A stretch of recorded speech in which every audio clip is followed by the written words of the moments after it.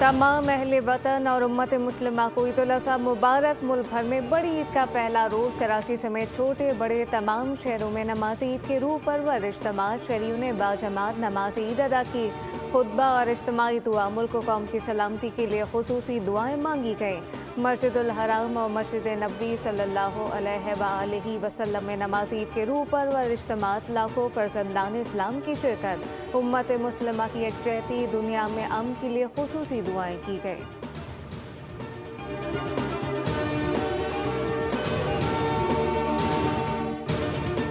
लाहौर में वज़ीर आज़म शहबाज शरीफ ने ईद उल अज़हा की नमाज अदा कर दी। साबिक़ वज़ीर आला पंजाब हमजा शहबाज और दीगर शख्सियात भी हमरा थी। नमाज ईद के बाद मुल्क की सलामती, तरक्की और खुशहाली के लिए खुसूसी दुआएं मांगी गई।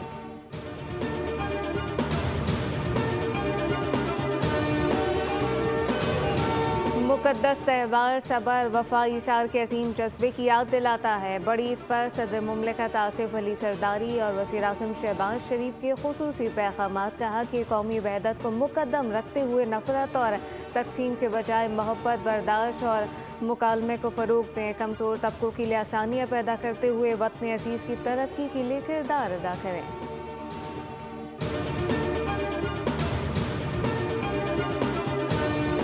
और ईद उल अज़हा के पुरमसरत और बाबरकत मौके पर फील्ड मार्शल सैयद आसिम मुनीर और सर्विसेज चीफ की मुबारकबाद। चीफ ऑफ आर्मी स्टाफ और chief of defence forces field marshal Asim Munir, सरबराह पाक बहरिया एडमिरल नवीद अशरफ और air chief marshal Zaheer Ahmad Babar Sidhu ने कौम को दिल की गहराइयों से ईद पर मुबारकबाद दी।